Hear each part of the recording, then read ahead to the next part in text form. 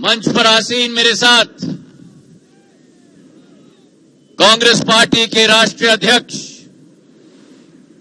युवाओं के प्रेरणा स्रोत, किसानों की आशा, नौजवानों की अभिलाषा, आदरणीय राहुल गांधी जी, मंच पर आसीन मेरे साथ हमारे बरेली के प्रत्याशी प्रवीण हैरन साहेब, धीरज गुजर जी, रामदेव पांडे साहेब, साजिद अली जी, ओमवीर यादव जी, आबिद रजा साहेब, तस्लीम खां साहेब, नरेंद्र पाल गंगवार साहेब और इस मंच पर उपस्थित राहुल गांधी जी के प्रत्याशी केवल नहीं, कांग्रेस पार्टी के प्रत्याशी केवल नहीं, लेकिन मैं मानता हूं कि आंवला के जन जन के प्रत्याशी कुंवर सर्वराज सिंह जी जो इस मंच पर हमारे साथ यहां उपस्थित हैं, मंच पर आसीन सभी महानुभाव और आंवला की मेरी समस्त जनता जनार्दन नहीं, मेरी शानदार और जानदार जनता जो यहां उपस्थित है। मैं आपके और राहुल जी के बीच में गति अवरोधक की तरह नहीं खड़ा रहूंगा, लेकिन आज मैं इतना ही कहना चाहता हूं आंवला की जनता, यह आंवला की धरती एक ऐतिहासिक धरती है। यह आंवला की धरती एक पवित्र धरती है। ये वो माटी है जिस माटी के आधार पर केवल अनाज और उपज के आधार पर पूरे देश की जनता का पेट नहीं भरा जाता, लेकिन ये वो माटी है जिस माटी से ज्वालामुखी की तड़प उठकर पूरे देश में बदलाव लाती है।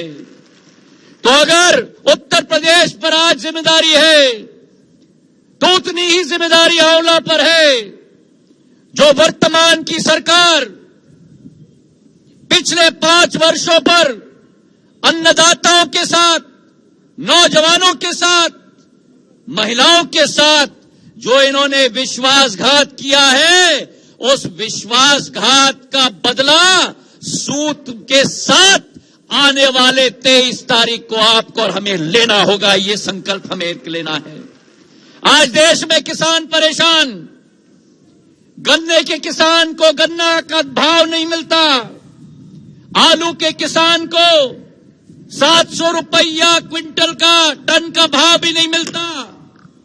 इस क्षेत्र का एक एक अन्नदाता प्रताड़ित है।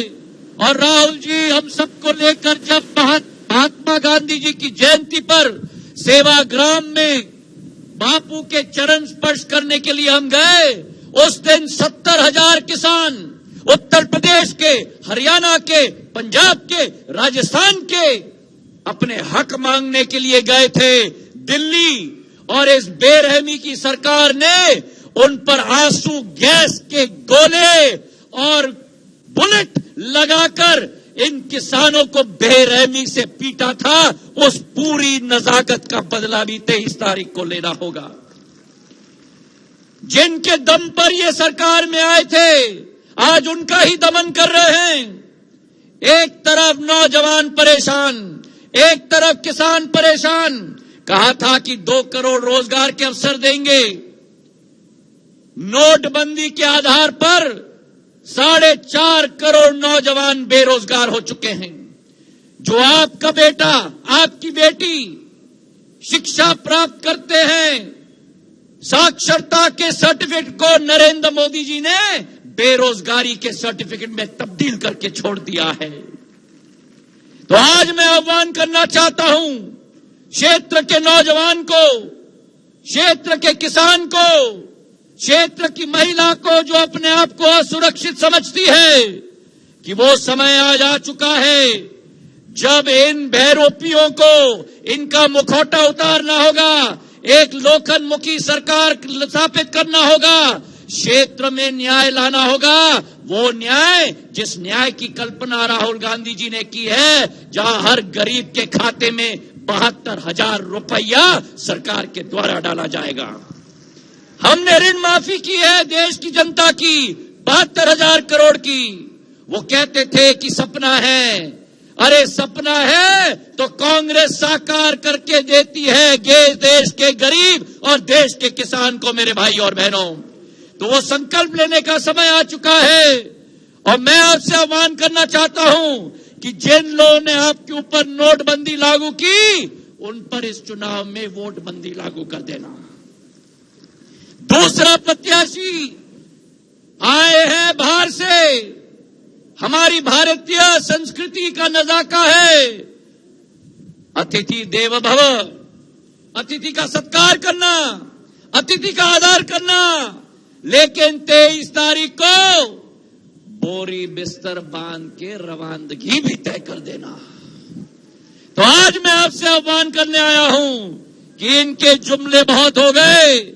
56 इंच की छाती के आधार पर यह देश नहीं चलती।